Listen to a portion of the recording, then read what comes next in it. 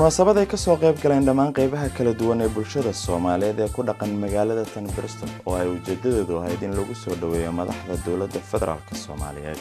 uu ugu horeeyay madaxweyne Maxamed Cabdullaahi Farmaajo iyo ra'iisul wasaarihiisa Xasan Cali Khayre iyo waliba labada gudoomiye ee labada golaha shacabka iyo golaha sanadka isla markaana lagu taageerayay dadka ay aafeeyeen abaaraha ka dilaacay dalka Soomaaliya ayaa xalay lagu qabtay magaaladan Bristol ee dalka UK. Akhwaani waxaan ku farxay oo aad ilmo iga soo daadatay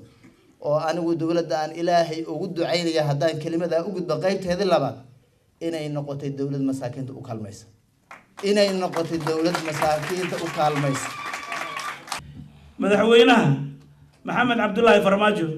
Soomaaliya waxay kugu baratay 6 bilood oo ra'iisul wasaare aheeday cadaalad iyo Soomaaliyeed jacayl iyo wanaag waxa loo shacabku kugu doorteen ay kugu jeclaadeen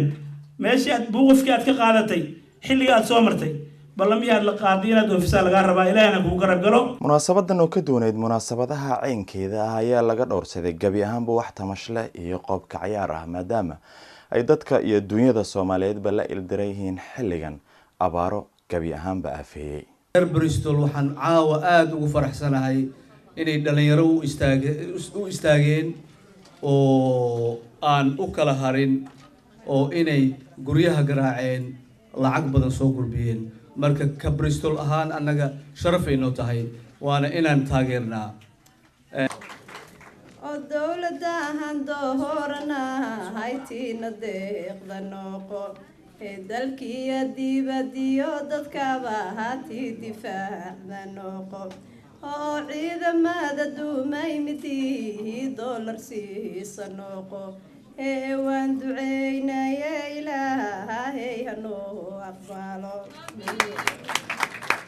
dawladdan Ilaahay ka dhigo dawlad khayr qabto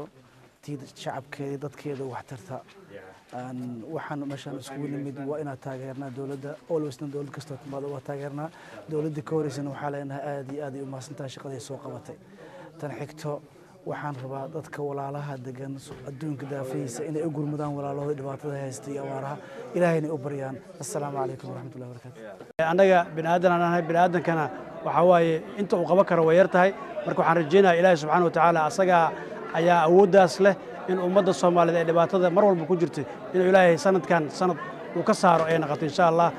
ugu dambeynna munaasabadani waxa ay ku soo ilaatay waji rayn farxad iyo baraka ah iyadoo adduunkii lagu arooriyana toos loogu wareejin doono guddiga abaaraha dawladda federaalka Soomaaliyeed. Maxamed Xaraare, Somali National TV, Bristol.